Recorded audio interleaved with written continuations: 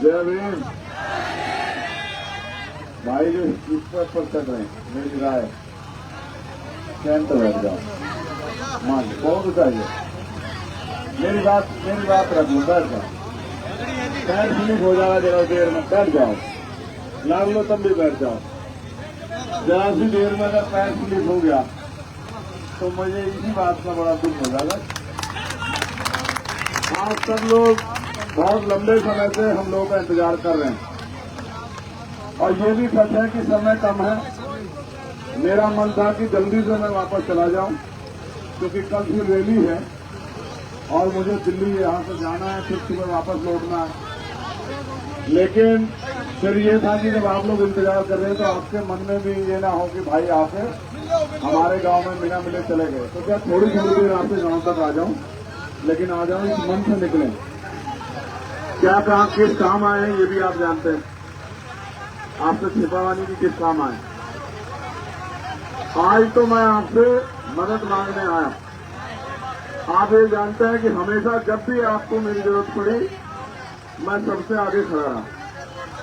कहीं भी जरूरत पड़ी हो, जहां आपको जरूरत पड़ी, जिस भी तरह के हालात हुए, चाहे जेल जाना पड़ा, मुकदमे लगे, लाठियां खानी पड़ी, मैंने कभी पीछे पलट के नहीं देखा। लेकिन पिछले कुछ समय में भाई उपस्तार है, भाई जब बंद कर सका है क्या?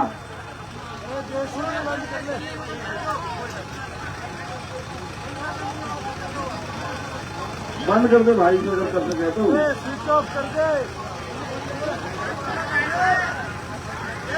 इनको नीचे उतार दे भले ही, नीचे रह जाओ बच्चे, बच्चे नीचे रह जाओ, बेटे बचाने लगा जाओ, बच्चे नीचे रह जाओ। सुन लिया करो यार, तुम नहीं सुनते कह रहा हूँ। आप पीछे बोल जाओ, पीछे बोल जाओ, देखो पीछे करेगा। बस बस, बहुत बढ़िया, बहुत बढ़िया, बस बस बस। आप बंद कर दो भैया, बंद कर। देने वाले को एकदम नीचे नहीं आने की, ठीक है। देखो आप उसके बंद होने से शांत हो गया ना। अब बस आप 2 मिनट मेरी बात सुन लो। हम डॉक्टर बाबा साहब अम्बेडकर को, मान्यवर काशीराम साहब को अपना राजनीतिक गुरु मानते और हरियाणा में किसान कमेरों की राजनीति को यहां गांव से लेकर निकाल कर दिल्ली तक चौधरी ताऊ देवीलाल जी लेकर गए। मैं मानता हूं बाबा साहब अम्बेडकर से पहले भी देश में जब उन्होंने राजनीतिक दल नहीं बनाया था, बहुत सारे दल थे और वो दल अपना अपना काम करते थे। उन दलों के रहते बाबा साहब अम्बेडकर ने दल बनाकर समाज को जागरूक करने का काम किया। जब बाबा साहब अम्बेडकर ने अपना दल बनाया और समाज को जागरूक करने का काम किया तो उन्होंने समाज से बताया कि ये दल सत्ता में रहे या विपक्ष में, इससे हमारा कोई भला होने वाला नहीं, क्योंकि जो हमारी समस्याएं हैं गांव की, देहात की, वो समस्याएं कभी इनके मैनिफेस्टो में नहीं रही। अब तो ये हमारी जैसी बात करने लगे इनके नेता। फिर जब बाबा साहब समाज को जगा के चले गए तो माननीय काशीराम साहब ने मोर्चा लिया, समाज को जगाने निकले और समाज को जगाने के लिए पार्टी बनाई, दल बना के समाज को जगाया। और जब साहब चले गए तो हमारी बड़ी नेता ने भी समाज की सेवा की, लेकिन लगातार उनके निष्क्रिय होने से हम जैसे नौजवानों ने तय किया कि भाई हमें अपने काम को आगे बढ़ाना है, महापुरुषों का सपना पूरा करना है। जैसे पिताजी मकान बना के चला जाए और दरवाजे ना लगे, जैसे इस मकान में नहीं, पलस्तर ना हो, तो बेटे की जिम्मेदारी बनती है कि वो अच्छे दरवाजे भी लगाए, बढ़िया प्लास्टर भी कराए और जो जिस चीज की जरूरत हो घर तक पहुंचाए, तभी तो बात आगे बढ़ेगी। तो हमने अपनी जिम्मेदारी को समझा, पीढ़ी दर पीढ़ी जिम्मेदारी को समझना पड़ेगा। हम अपने काम को कर रहे हैं, जब हम अपने काम को कर रहे हैं तो लोग तो डरते हैं कि साहब मुकदमा लग गया है, जेल चले गए। 16 महीने जेल काटी मैंने, आप लोग जानते हैं। दिल्ली में 2 बार तिहाड़ काटी, फिर जगाता रहा, फिर नहीं डरा, खूब लाठियां खाई। और एक समय ऐसा भी आया कि मेरे ऊपर गोलियां भी चलाई गई, 4-4 गोली मेरे ऊपर चलाई गई, तो गोलियों का भी सामना किया। अब आप ये समझिए कि हम समाज ने, मेरे क्षेत्र की जनता ने मुझे वोट देकर लोकसभा में भेजा, और जिस दिन से मैं लोकसभा में गया, हमारे गांव में रहने वाले लोग भी लोकसभा की कार्रवाई को सुनने लगे कि भाई लोकसभा में होता क्या। और आप भरोसा नहीं करोगे, मैं अभी विदेश गया था 4 दिन के लिए, तो वहां रहने वाले माँ बहनों ने मुझसे बताया कि जब आप लोकसभा में जाते हो, अपनी बात रखते हो, तो हम यहाँ यूट्यूब पे जो संसद टीवी का चैनल है उसे खोल के बैठे रहते, तो हमारा भाई बोलेगा, तब तुम्हारा भाई हमारे लिए आवाज उठाएगा। उस दिन मुझे एहसास हो गया कि अगर कोई आदमी ईमानदार से संघर्ष करता है तो समाज उसका साथ देता। मैं तो हरियाणा के साथियों का धन्यवाद करूंगा।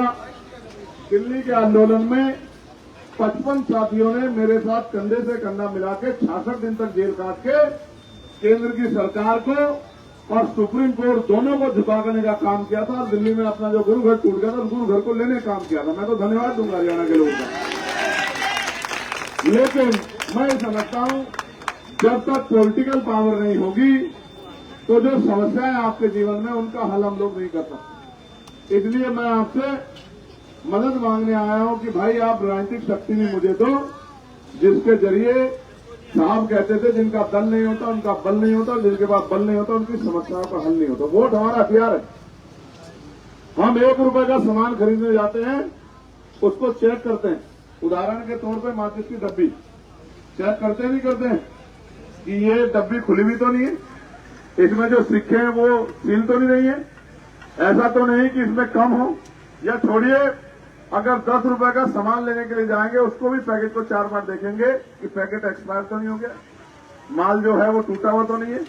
लेकिन जब हम करोड़ों रुपए से कीमती वोट डालने जाते हैं तो एक बार नहीं सोचते जिसको वोट दे रहे हैं क्या ये हमारे क्षेत्र में कुछ काम करेगा, क्या कल ये हमारी आवाज उठाएगा, कल ये हमारी ताकत बनेगा।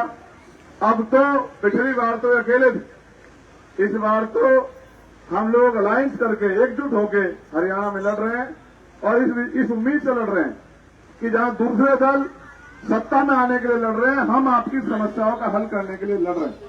मैं आपसे अपील करने आया हूं, मेरी माएं बहनें बड़ी संख्या में नीचे खड़ी हैं, ऊपर भी बिजली का तार है, लाडली पीछे को हो जाओ, मेरे पास खाने लाओ कुछ है भी नहीं। तो मैं आपसे आग्रह करने आया हूं कि जब हम एक विधानसभा जीतेंगे तभी हमारी ताकत बढ़ेगी।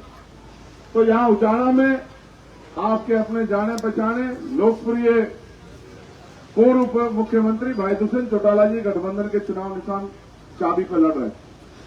मैं आपसे उम्मीद करता हूं कि आप अपने कीमती वोट को भाई दुष्यंत जी को 5 तारीख को चाबी का बटन दबाकर देकर उनको ताकत देने का काम करोगे। बताओ मदद करोगे नहीं करोगे?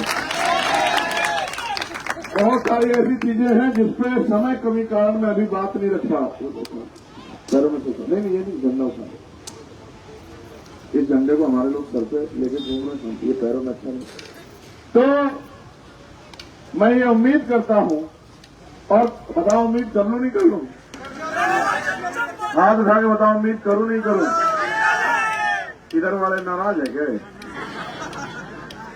ये अपने वाले हैं, ये जो सामने नहीं, ये जो सामने, जरा सारे हाथ उठाओ जो लोग मदद करेंगे। जरा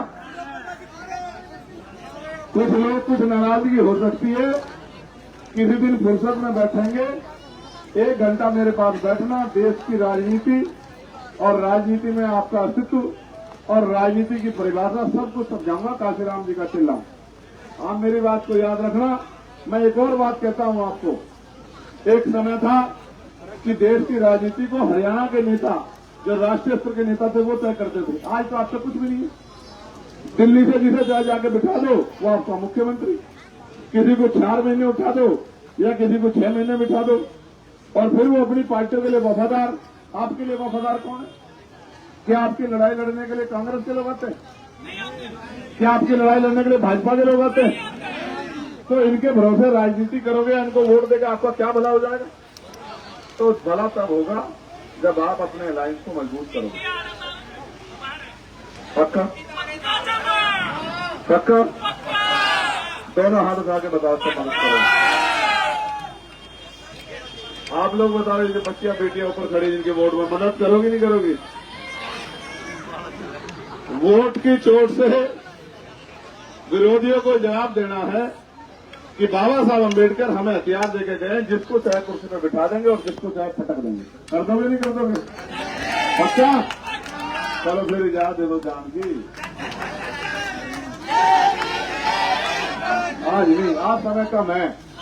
अच्छा तुम बताओ कानून तोड़ दोगे? तुम तो बता नहीं क्या कतड़वाओगे मेरे पे। जय भीम, जय भीम, जय भारत, जय संविधान, जय जवान, जय किसान।